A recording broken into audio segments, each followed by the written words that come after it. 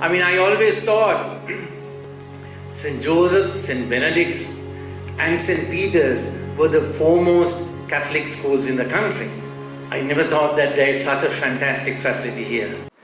Reverend Father Rector, Vice Rector and all the others. I'm actually, to be very honest, speechless. I have met Father Kennedy in the Archbishop's house at numerous meetings, and I know that Archbishop is very fond of, he calls him Kennedy. Everything he does, His Eminence will say, what does Kennedy say? We'll wait for Kennedy to start the meeting. So I knew that he is a special priest. But I didn't know that he's a detective as well. He has found out about me, I'm not sure from where. And he's an architect, he's a builder, he's a creator, so many things. And last but not least, I'm glad that he became a priest and not a businessman, because we would not have had a place if he got into business, because he probably would have outshone all of us. So thank you, dear Reverend Father Kennedy, for inviting me and my wife Darshi to be here. It's a tremendous honor. It's a tremendous honor to be here among such wonderful children, who are, I think, probably one of the best kids in the country. Yeah, very well disciplined, loving children.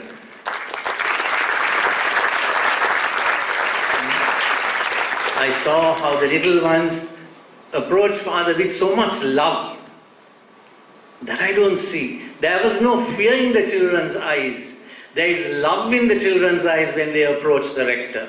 That's a tremendous achievement. That speaks a lot of you, of your character, of how well you're bringing up the children. So parents, you should be proud and happy and blessed that your children are studying here. If our children were smaller, I would have definitely sent them here because of the way the children are being brought up. I came here with a different set of words in my mind, but when I saw the buildings, the structures, everything, that's why I said I am speechless, because I did not expect such a tremendous facility here. As Father said, I actually went to St. Benedict's for 2 years as well, Father. 1969 to 1970 I was at St. Benedict's, 68, 69. And then in 1970 only my father put me to St. Joseph's. So I'm pretty much a Josephian, because I was only up to grade 1 in St. Benedict's. So I always thought St. Joseph's, St. Benedict's and St. Peter's were the foremost Catholic schools in the country. And of course there is St. Bridget's and Holy Family Convent for the girls. I never thought that there is such a fantastic facility here. We could only see the STIC when we are going on the highway. We see the cross and part of the building, but you wouldn't imagine that there will be such a fantastic facility. Now, just to tell you children a little bit about St. Benedict's or St. Joseph's or even St. Patrick's in Jaffna, these are schools hundreds of years old. And those were built with the money that the missionaries brought here. And they did very well, of course. But here is a living example of someone rising from the mud. And that is a tremendous achievement. In 10 years, what the school has achieved under Father's leadership I think is unbelievable. It's tremendous achievement. So, we in the business field what we couldn't achieve, Father as a priest, as an educationist has achieved for the children, because this is not Father's inheritance. This is not something Father will take out of here. When he goes, he'll go with his little bag that he has, that's it. He has nothing, but he has created something for Nigambo, for the country, something that will last forever. I always, in management, there's a friend of mine actually, Darshi, and I know him quite well, a person called Rick Antonson, a Canadian. He's now a management speaker. He goes around the world preaching about cathedral thinking.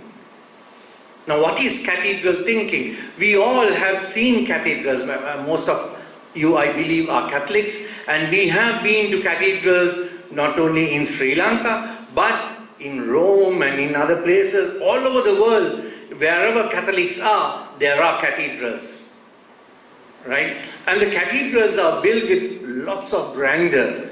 There is art, there is, everything that you, architecture, design, and we sometimes go sometimes not to pray, but just to see the cathedral, right? And sadly, in Europe, in some places, cathedrals now have become bars and restaurants. That's another story. But why my friend uses cathedral thinking in management is because it's long-term thinking. He says a priest or a bishop who starts building a cathedral does not live to see the end of it. Cathedrals takes hundreds of years to build. Cathedrals take hundreds of years to build. So the priest or the bishop who starts with the master plan to build the cathedral doesn't live up to that age.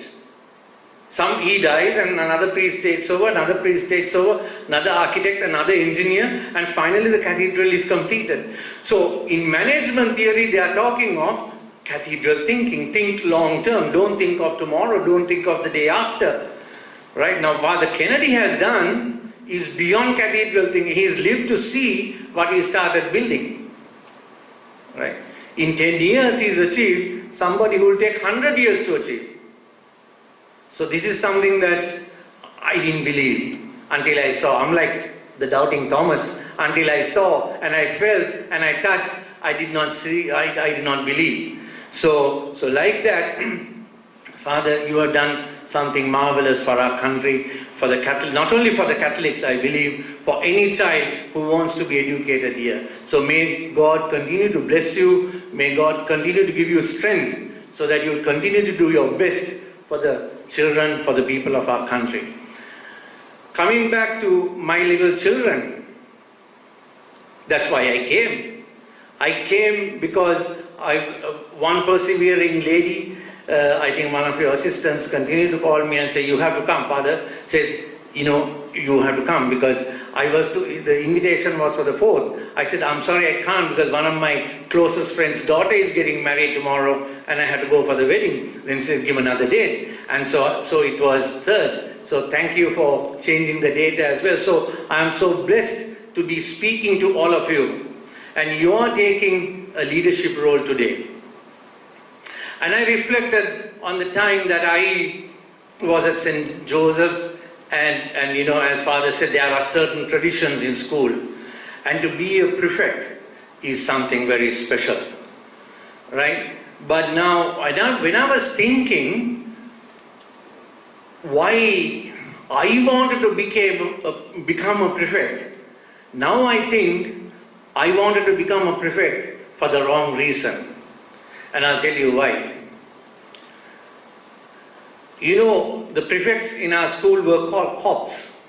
The prefects are called cops. Why are they called cops? Because they punish the other children.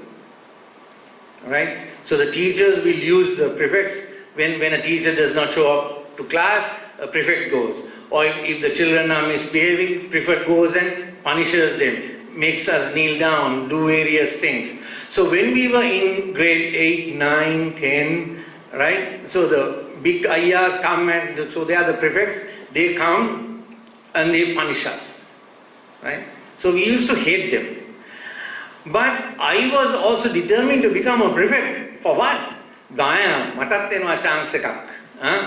Kokatat waryak avana tityarat denawani. So therefore I am now waiting to become a prefect so that I can punish the juniors, the boys in the 8, 9 and 10 grades. I can go and punish them. So now I'm thinking, now if I become a prefect again in a school, I wouldn't do that. I wouldn't do that. So my motivation to become a prefect was obviously for the wrong reason.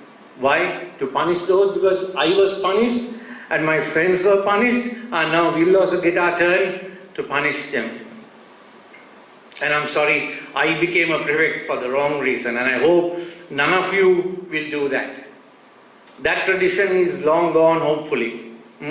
There is much more to do as a prefect, as a student leader, as somebody who will carry on the traditions of the school beyond your schooling days into the world outside.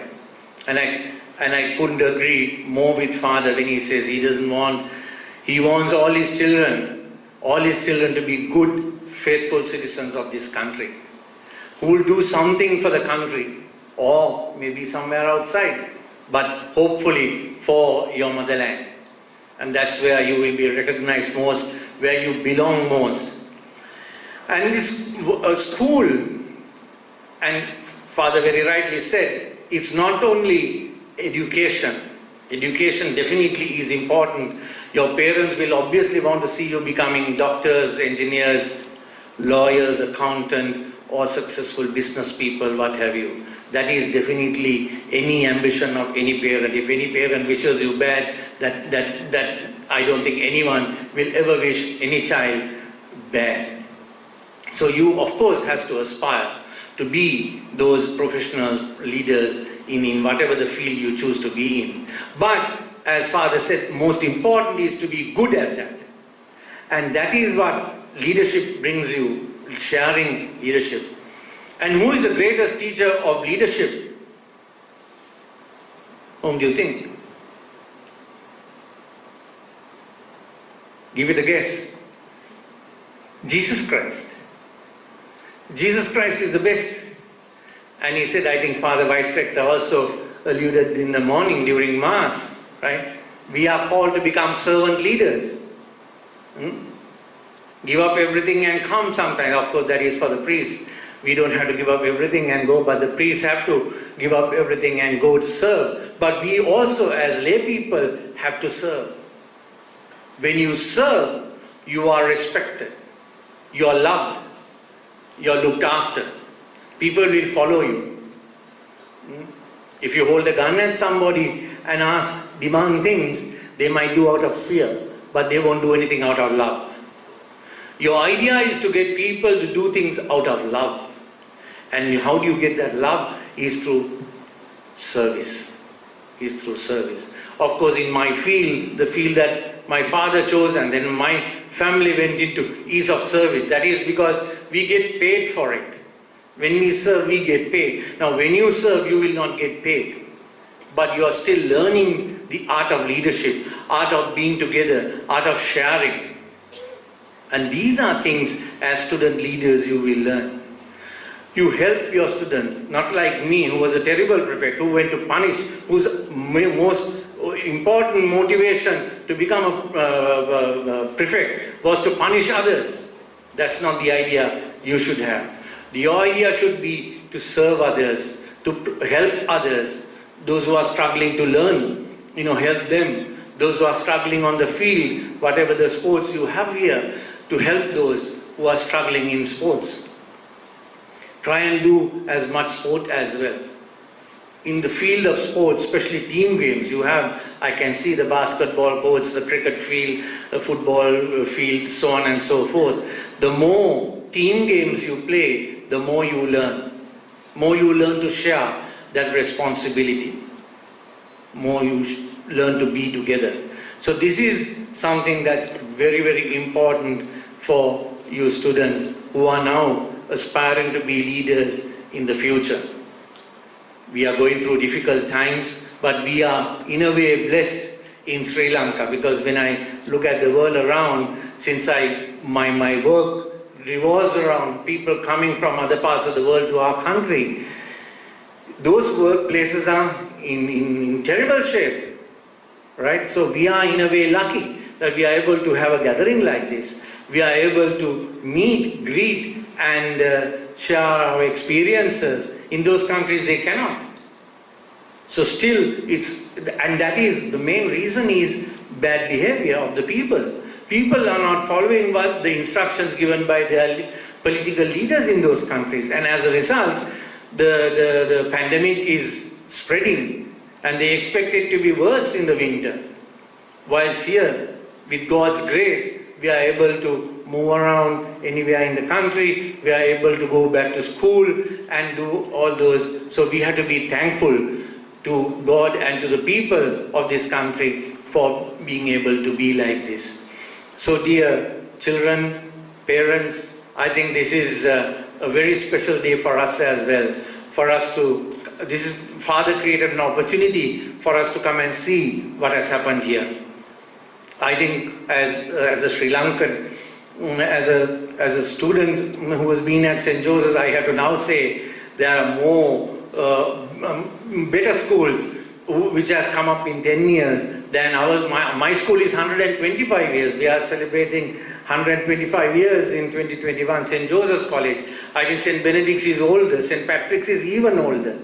St. Patrick's is the oldest Catholic school in the country, built in Jaffna, right? So that is, with all that history, you children, parents and teachers and priests who are here, you have to be proud that you have created history. Within 10 years, you have come up to their level, or if not better. So be proud of your school, be proud of your country, be proud of your village, and help one another, be with one another, and make this a great day. But this is only the start.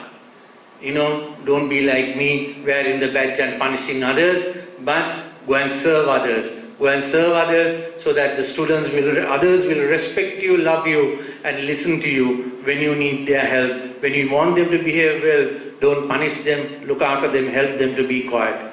So God bless you all. May God continue to guide and bless you, all of you. And thank you again, Father, for inviting me.